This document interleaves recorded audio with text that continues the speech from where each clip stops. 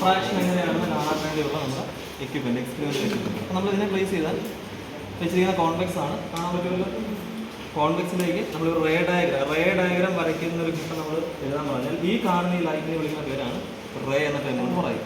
ഇത് തന്നെയാണ് നമ്മൾ ഈ ലേസർ വെച്ച് എന്ത് ചെയ്തിരുന്നത്, സ്ട്രൈക്ക് ചെയ്യുന്നത്. അപ്പോൾ ലേസർ വെച്ച് അടിക്കുമ്പോൾ നമുക്ക് കണ്ടത് ഈ ഒരു ഫോമാറ്റ് കാണിക്കാം.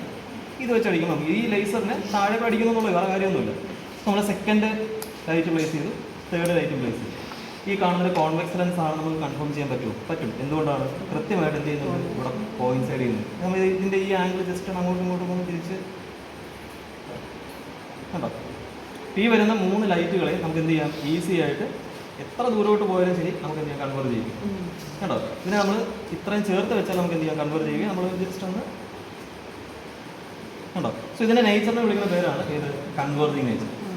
ഇത് നമ്മൾ ഒരു റേ ഓഫ് ചെയ്യണം, ലാസ്റ്റിലെ റേ ഓഫ് ചെയ്യുന്നു, ഈ റേ ഓഫ് ചെയ്യുകയാണ്. എന്താ കാണുന്നത്, സെൻറ്ററിൽ കൂടെ പാസ് ചെയ്യുന്ന ലൈറ്റ് എന്തില്ല, ഒരു തരത്തിലുള്ള ഡീവിയേഷൻ ഇല്ല. That means there is no refraction when light pass through the optical centre. ഇത് തന്നെയാണ് ഏതിൽ നടക്കുക, പ്രസത്തിൽ നടക്കുക.